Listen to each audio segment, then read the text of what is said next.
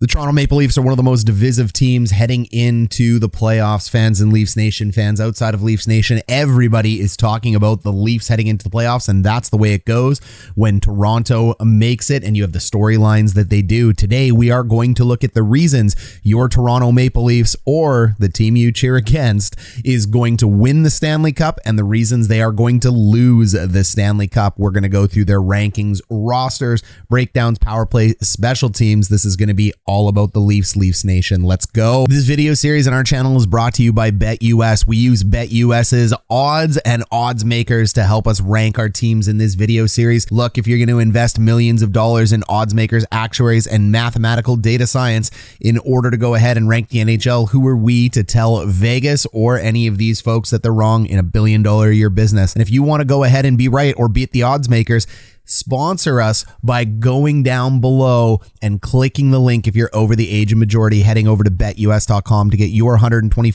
playoff bonus to go ahead and beat the odds makers and pick your favorite team to win the Stanley Cup or daily NHL betting. First thing we look at when talking about the Toronto Maple Leafs is their ranking. They are ranked number 4. They're in a deadlock tie right now. We use BetUS to go ahead and rank these out because at the end of the day, we can't do a better job than the actuaries or the math experts over at one of the better gambling sites out there. Vegas does it better than us. So Vegas is giving them a plus 1,000 in terms of odds, and that is good enough for number 4. That means if you put down a $100 bet, you're going to get $1,000 back. So reason number 1 why they will win the Stanley Cup. How about this? Line number 1. At the end of the day, the line of Bunting, Matthews, and Marner is disgusting. They are number 4 in the NHL in goals per 60 minutes. They have the number 1 goal scorer in the NHL in Auston Matthews. And Bunting, is he going to be the Calder winner or Rookie of the Year? Reason number 2 is scoring. When we pull it up here, they are number 2 in the NHL in goals for and number 3 in the NHL for high danger chances for. Danger, Will Robinson. This team can score. Looking on the right side of your screen, you're going to see Toronto 5v5 offense. Look at that red heat map. They get shots in the most dangerous of areas, and the darker red you go, the more they are above average compared to the rest of the NHL and their peers from that shot position. So they get a lot of chances from a dangerous zone. If you take a look at their finishing map on the left side, the Toronto finishing map is actually a little cold around the net. So they've been stolen by some pretty good goaltending in the East this year, and we talk about them. We're going to talk about them in this video series, but Toronto has put in some nasty goals. You can see those top of the circle shots. You know whose favorite place to shoot at the top of the circle is? That's right, it's Auston Matthews. They have some nice defensemen too that are putting in above average goals from those positions. So the scary thing about this is they're one of the best teams in scoring in the NHL, and if they start finishing around the net at a higher rate than they are right now, they may be unstoppable. Another reason they're going to win the Stanley Cup is their power play. They have the number 1 power play in the NHL. When you take a look at the heat map here, you can see they score in and around the net in those danger zones. So we all know how power play setups are done if you subscribe to this channel. And if you're not subscribed, get on it. Join us.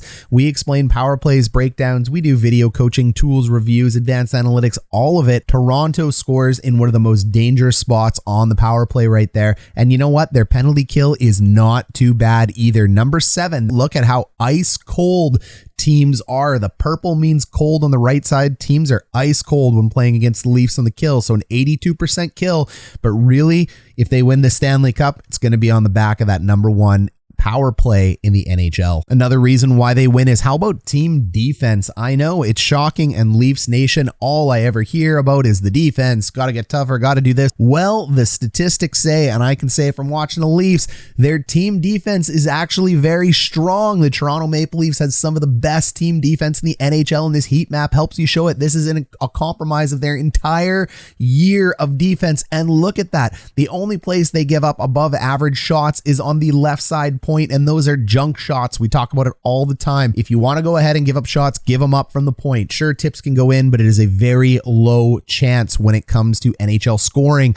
The key for this team defense is they keep it cold around the net, and it is ice cold around Campbell and Calgren. The final reason they end up winning the Stanley Cup is their rosters are depth charts, lines aren't fully present or in order. The source, frozenpool.dobbersports.com or dailyfaceoff.com. Both are the same. Number 2, rankings. We use wins above replacement, known as WAR. WAR comprises goals, assists, power play points, PK points, defense, shots, and more. It is an all-encompassing stat. Source is evolvinghockey.com. Player classifications are my choice. Franchise, elite, top line, top 6, middle 6, third line, bottom 6, fourth line, enforcer, depth in that order. Color grading is based on classification and rank. Gold is overperforming, white is performing as expected, and red is underperforming or dust. They have a very good roster. We already talked about line 1. Bunting's a top line player, overperforming.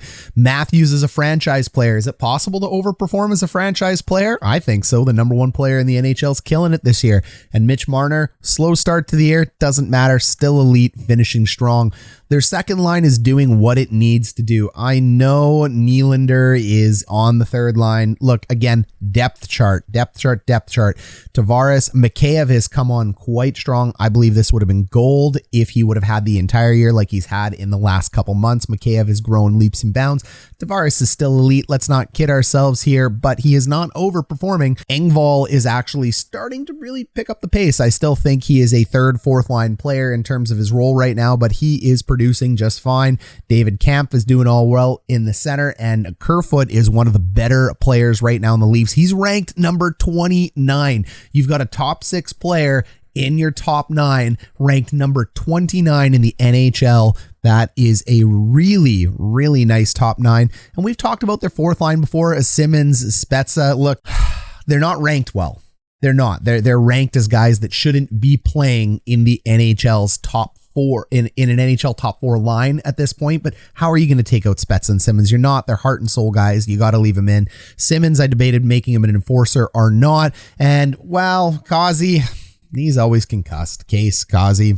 Whatever. You guys love when I get his name wrong. Looking at their defense, it's pretty solid. Rielly, Brodie, and Giordano is going to be your top 3, and we've talked about it on this channel before. Leafs Nation, you only need 3 defensemen to carry you because your top 2 defensemen are going to play 50% of your minutes, and your second pairing guy, hopefully it's Giordano, he doesn't stay on the third pair, they're going to eat some big minutes as well.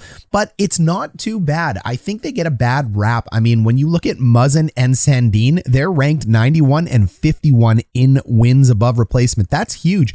So you have all these second pair guys, which are 3-4 guys, playing all over the lineup. Dubas has done a really good job amassing depth to your team. If you don't agree, hey, you don't agree, but the stats and my eye test would tell you you're wrong.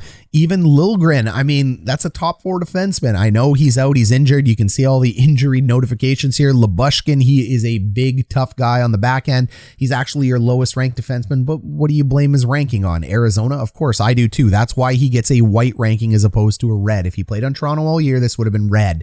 But hey, it's the way it goes. So their defense, I think, is severely underrated. And then finally, Jack Campbell. Hey, if Jack Campbell remains hot like he has in the last, teensy little bit of time, or reverts back to what he was at the beginning of the season, you have a chance. The difficulty is Campbell will be outclassed by many goalies in the East this year, regardless of how good he does. Calgren is definitely not the answer. That's an AHL goalie if I've ever seen one. And Mrazek still on the shelf. Will he be back? We'll see. Goaltending is the biggest question on this roster. That top 9 and that defensive core, not bad, Toronto. All right, let's get out of this love fest and tell you why the Leafs aren't going to win the cup. We already talked about it there. How about the goalie? Look, we've pulled up this graph already on the left. The defense, look at the shots the defense are limiting the NHL to. It's some of the best teams in the NHL are in the division. And then look at the scoring chart on the right-hand side. That is gross. That is way too much red around the net. That means all goalies are just letting in way too many shots at way too high a clip. And there's nothing more the defense can do, which is why I think the defense is severely underrated. They're doing their best to keep the shots out, but the goalies are still letting the shots in. You can't have that happen. That needs to turn around. They're ranked number 61 in wins above replacement. That's Jack Campbell. That's not the duo. That's just Campbell. So at the end of the day, he's ranked number 23 in save percentage, which is being propped up by his early hot start to the year. And he's ranked 61st overall. That's not even a backup by NHL means. Jack Campbell may be the reason you lose the cup. How about injuries? That's another reason you might lose. This is not the time to get hurt. I've listed all the players on the left that are nicked, banged, or maybe they don't even end up in the series, but I'm pretty sure Matthews and Bunting will be just fine. Giordano should be just fine. That's really key. The only two guys on here I'm really super nervous about are Liljegren and, well, maybe Sandin, but it's very tough in the NHL because you read the reports, they say what it's going to be, but the NHL is so secretive. We'll just have to see who starts at the playoffs day one. Another reason they lose the cup is their path. They got to play top 5 team after top 5 team after top 5 team. Leafs Nation, if you win the cup, if the Toronto Maple Leafs win the cup, you deserve it. You've beaten the best of the best. You got to play Tampa Bay. They're ranked 5. Should they be? They should probably be ranked 1. I mean, hey, Florida would take exception. Florida is ranked number 2 right now, going to the Stanley Cup behind Colorado and Calgary. What if you play Boston in the 3rd round? They flip to the other division. So you got to get that monkey off your back. Boston could actually sneak through and take out the Penguins, Rangers, and Carolina Hurricanes for you, which may sound like a good idea, but there's that mystique around Boston when you're Toronto. And then finally, to finish it off, you're likely playing Colorado or Calgary, the number 1 or 3 ranked team as you go through there. So if you get Carolina instead of Boston, you have basically played the top 5 teams in the NHL. And remember, you're number 4. The last reason you may not win the Stanley Cup is because you're light and passive. This chart here designates whether you're a passive or a heavy team. If you go ahead and look at the bottom of the graph is going to be passive. The top of the graph is going to be aggressive. The left side of the graph is light. The right side of the graph is heavy. And Toronto is in the bottom left quadrant. That means you're light and passive. The only team lighter and more passive than you is the Pittsburgh Penguins. So if you believe size and physicality win Stanley Cups, then, well, you may be in trouble here. All right, summarizing our list here, why they're going to win. How about line 1? That's scoring. You can't keep them off the score sheet. Team defense, league's number 1 power play, and a reasonably strong roster. Why they're going to lose. Jack Campbell and their goalie situation cost them at number 1 reason. Injuries, just not the time.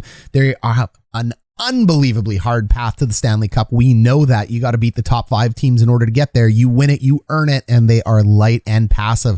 Hey, look, Leafs fans, thanks for being here, team. Subscribe, join us. We're going to be covering the Leafs all through round 1 and maybe through round 2.